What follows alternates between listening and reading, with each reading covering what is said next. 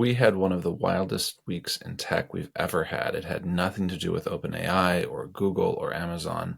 It had everything to do with a family of companies owned by Elon Musk. I am not an Elon fanboy on this site. I barely talk about him, but I have to acknowledge what happened in the last week.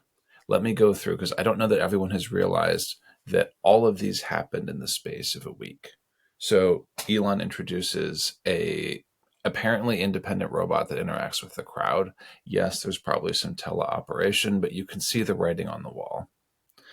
Elon introduces a self-driving car. Elon introduces a self-driving van, all at an event at the Warner lot in LA. That alone would be a massive week in tech. That's for his company, Tesla.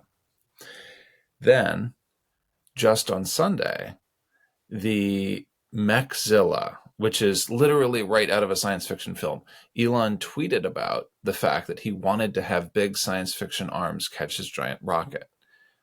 Then he built it. And then it worked. Because the Mechzilla caught the super heavy booster on the first try. And the videos all around the world, you can see it everywhere.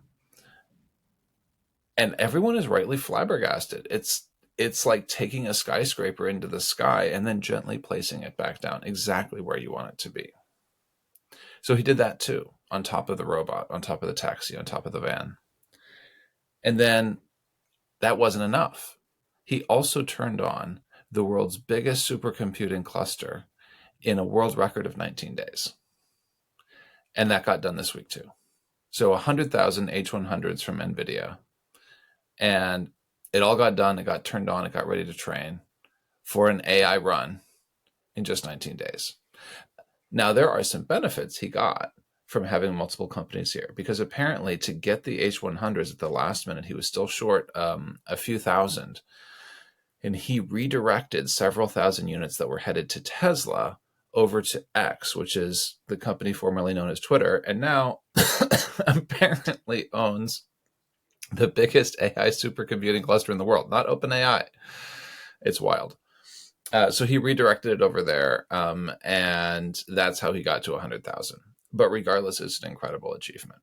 And here's my reflection. If this person is willing to take these kinds of serial risks, risk after risk after risk with these companies, he's pivoting a car company into a robotics company. He is doing something that everyone says is physically impossible with his rocket company. And he's taking a social media company and turning it into an AI company. These are non-trivial risks. They might not work. I'm not here to say just because he had a good week, they're all going to work. But if he is risk on right now, if he is willing to take risks, it suggests to me that the prevailing attitude I see among most of my colleagues that I work with in tech may be too risk averse. This may not be a time to be risk off.